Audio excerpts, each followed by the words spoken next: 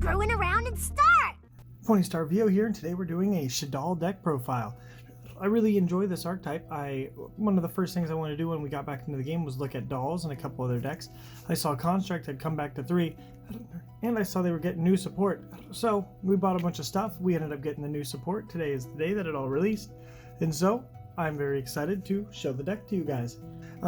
Bit of disclosure, this is actually a Master Rule 5 version of the deck. Now I will explain a couple changes you guys can do to do this in Master Rule 4, but since it's only about 6 weeks away till we switch to Master Rule 5, I figured I'd do it for that. Me and all my friends are playing in that as well. Pointy Star has just moved on. We're not really a big fan of the limits that are established by Master Rule 4, though we do use a couple of decks that are very link-based or influenced, so just a little bit of a disclaimer there. Starting up the deck list, I'm running 3 copies of Reeshaddoll Wendi. Her effect, she's really new. The whole deck is actually built around her. When she is flipped face up, you can summon a doll face down or face up from your deck, and when she is sent from your deck to the graveyard, she can actually summon a doll from your deck face down. She's your main combo card. You're going to be trying to cycle her out as much as possible, being able to just do the searches and the summons. She is actually the main card you search for, and because of that, I've actually upped Shaddoll Hedgehog to 3.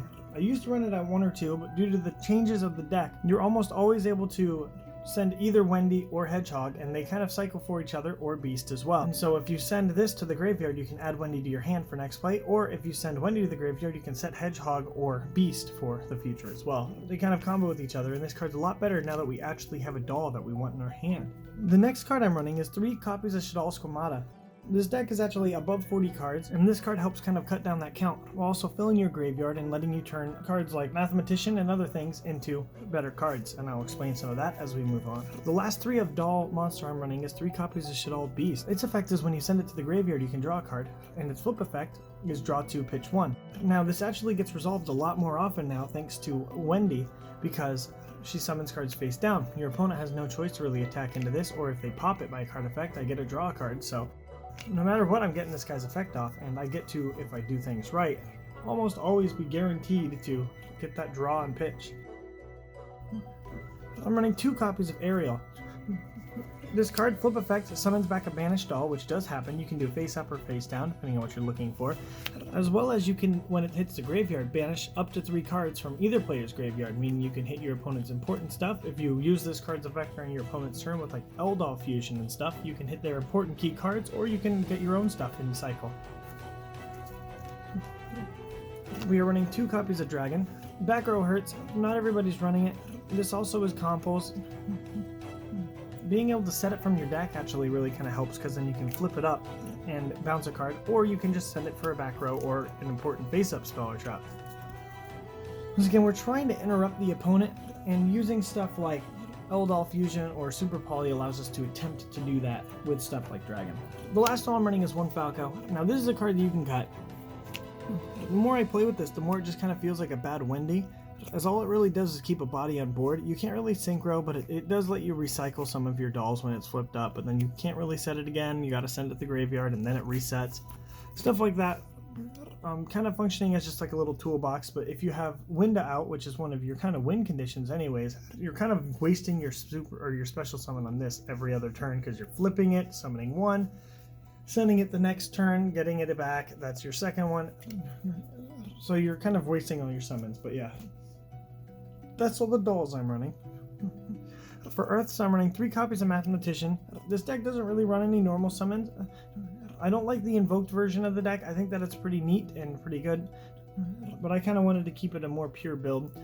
And Mathematician lets you send any of the dolls except for Beast, but then if you send Squaw, you can send Beast, or if you send Squaw, you can send the Trap, or if you send the Light Monster, you can make a link, and I'll show that in a moment. We're also running the one of Dinowrestler Pankratops. This card's really good because it pops things, it breaks things. While you do have Super Poly and stuff, you don't necessarily have direct just pops on board. This card can do that, as well as it's just an Earth type monster that you can go through. And a lot of times if you're going second, this card can really help you kind of make some recoveries on the game / board. For lights, I'm running 2 copies of Juggler and 1 copy of Trick Clown.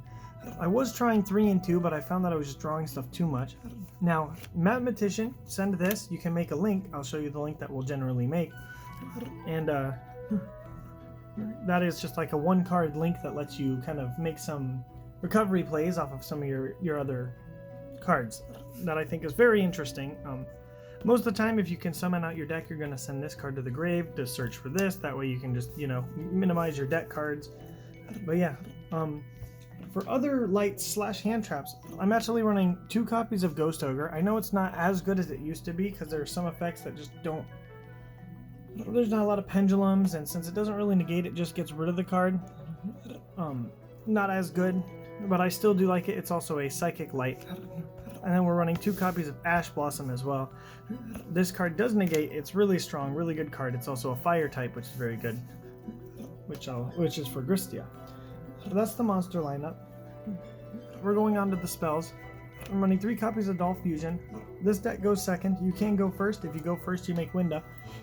And if you go second, this card lets you try and just summon stuff out your deck and really go plus, because it's a 1 card plus like 4. You can do a bunch of stuff, summon constructs, send cards, draw cards, mill things. It's really good. We also are doing 3 copies of Doll Fusion. You could easily cut this down to 2, but I really like it because it lets you hit with stuff and then do it again, as well as you want to try and get this. The Better Man was mentioning that the Equip Fusion might be decent. I'm not a huge fan of it, as it requires you to put a monster on the field, and the only monsters you're really wanting to normal summon is like Mathematician, but it could be good, and I do understand his reasoning for a couple of things. We're also running 3 Super Poly as long as we can. We have all the colors of the rainbow in the extra deck, so being able to fuse with the opponent's cards and ours actually allows us to do some really interesting and nifty plays. As well as during the battle phase, you can attack and you can Super Poly your own stuff together into an additional attack to try and push for games, so, I'm running 3 Allure Darkness. Now, this card is over 40 cards, actually at 47, but Allure of Darkness combined with Ariel allows you to draw 2, banish a card, and then send to the graveyard Winda, set Ariel, and then when Ariel flips up, summon back the doll. So I really felt that together, Allure of Darkness plus Ariel plus like Winda really get around any of the negative effects that you would have from running more than that card. And since all your stuff is being milled to the graveyard, Allure of Darkness being played at the right time can also just search your spells and traps, which we run a lot of really important ones, as well as a lot of one-ups. Our one-ups include Card Destruction, Foolish Burial, Monster Reborn, Eatelli, Raigeki, and Avarice. Now, Card Destruction helps try and, make cards disappear out of your opponent's hand. A lot of people are looking or fishing for certain cards, so being able to just get rid of them, really strong. Foolish Burial is like math, but faster. You can get any card that you need basically immediately. You can immediately search a card by sending the Hedgehog, mill your deck by sending Squaw something else, draw a card by sending Beast, search a card or summon a card to your field with Winda, banish cards from your opponent's grave with Ariel. It's the ultimate toolbox. Now, Wendi is a Psychic, so this card functions cool because it is both a Psychic monster as well as a doll monster, so you can either summon the doll or the light, So this card being basically just whatever I need it to be in that moment is really strong, since being able to pull a construct is really important, but also being able to get a Wendi in play, very nice. And then a lot of times you can actually resolve Avarice on the first turn, because you're going to be sending so many things, getting a couple fusions off and such, that this is essentially just Pot of Greed. And then your next turn, if your fusions die, you can just keep going off. Last card I'm running is One of Core. Thanks to the higher deck list, you shouldn't be drawing this. Most of the time you should be able to send this off near the end of your combo, so that way you can add back the fusions for next turn. But yeah, that card's decent. You don't want this in your hand. If you do, you want to pitch it or get it to the grave as soon as you can. You can set it, activate its effect, but I found this really slow. A card that I'm not actually running, but I wanted to talk about. I'm not running Reeshaddoll Incarnation. Now, it's Monster Reborn when it's flipped up, as well as you can banish it, and I believe another doll from your graveyard, and either flip a doll up or flip a doll down. I found that Wendi plus just going and playing the game works a lot more efficient, especially if you can get Wendi's effect to trigger during your opponent's turn, then you can flip up your beasts or other things as well. So I found that this card was really slow because you had to first of all get it, then you had to set it face down, hope that there was a doll in your graveyard so that you can first of all send it. And then you're burning resources just to try and flip a doll up or down. You can use this to banish with Ariel and then flip up Ariel and summon back the thing that you banish, so that's kind of neat. If you really like Ariel or you want to try something like that, you can. I wasn't a huge fan of this card though, I just wanted to mention that. Alright, extra deck. This is actually going to be a little bit different than if you were playing in Master Rule 5. I'm running significantly less links in this extra deck. But yeah, starting off with 3 Construct. We only have 5 light targets, but one of them recycles itself.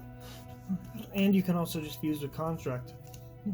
A big thing with Construct is she just pushes your place forward. You send cards to the graveyard, you get a draw, you get a mill, you get to do all those things. Also, she kills things. She's just a big beater. She's the card that I most of the time summon. Winda is now a win con. Before, she was pretty good, but the format is so heavily reliant on going normal summon special that the fact that they can no longer special twice with her, you can almost always get over any board that they do. Most people aren't running main deck cards that can out a card that can't be destroyed by card effect. It has to be targeted. A lot of people run away from the target, and when you can't special summon more than once to try and target it, she's gonna live most of the time, and then you can just sit on her for a while. Something the Better Man mentioned was maybe trying Secret Village of the Spellcasters. If you get Winda in that, your opponent basically can't out her ever. I'm running 2 Shek, the second Secrets in the Mail. I just really like this card. We're running 4 Earths, and this card is really good, stopping special summons from, or special summon monsters from doing stuff. Huge wall if you throw it out in defense, or just, you know, decent attack to keep moving forward. We got our new girl, Al Capone, or Apocolone. 2 dolls with different attributes. The big thing about this card is can't be destroyed by battle, and it negates something permanently. I've used this to out macro that somebody's flipped up on me before by being able to just go only -2, technically 3 because I lose the spell as well, but to be able to summon this and turn off macro so the rest of my deck doesn't lose, and it doesn't go away. It's a permanent negation. It just stays on the field forever, which means I can't really recycle it either. Really nice card. I really suggest running 2 of this card. I know a lot of your dolls are dark, but if you're running both Wendi and Ariel, that's some wins and a light, or some wins and water, so you can pull this card out really easily using them. One of us, we're running 1 Anomalous, 1 Gristia, and 1 Wendigo. This card is because Super Poly into Appaloosa exists. This card exists because Fire Monsters exist, and you have Ash, but a lot of times you're not going to fuse with that. And Anomalous because you do run the water, but a lot of times you're going to be using the water to summon this one. But she is still pretty good against certain very specific decks that pull out of the graveyard a lot. But yeah, that is the fusion lineup I'm doing. In the profile in the description, there should be an image and a written list. I'll show some side deck stuff that you can run.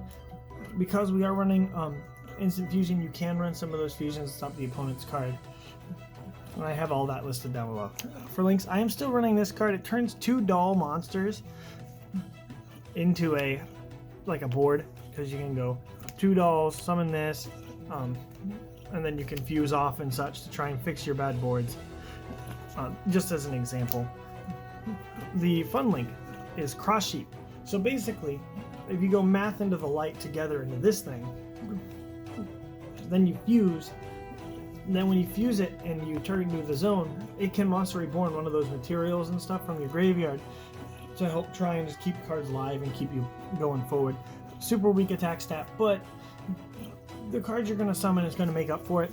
Who cares? A lot of times, since your stuff is going to be weaker, they're not really going to be able to do anything. You'll take a little bit of damage, but the extra monster you get from this, and then hopefully on your opponent's turn as well with Super Poly or L Fusion, you're just going to keep getting extra monsters and additional cards out. So, and the last card I'm running, only Exceed, is Digest or Emerald.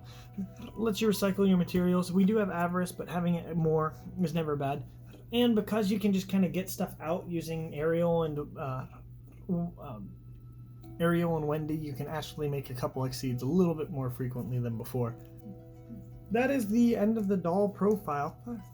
Like I said, a lot of the stuff is down in the description. You'll see the profile, you'll see the side deck options, you'll see stuff like that. There's a deck that I really enjoy, and I'm really excited that the new cards came out. I played it before, played it again. I'm using that doll mat that I got that YCS quite a while ago, in trading and stuff. But I'm a huge fan of this. Super cute. I love the art. I love the lore behind the deck, and I think it's super fun. If you guys have any questions or anything, make sure to leave it down below.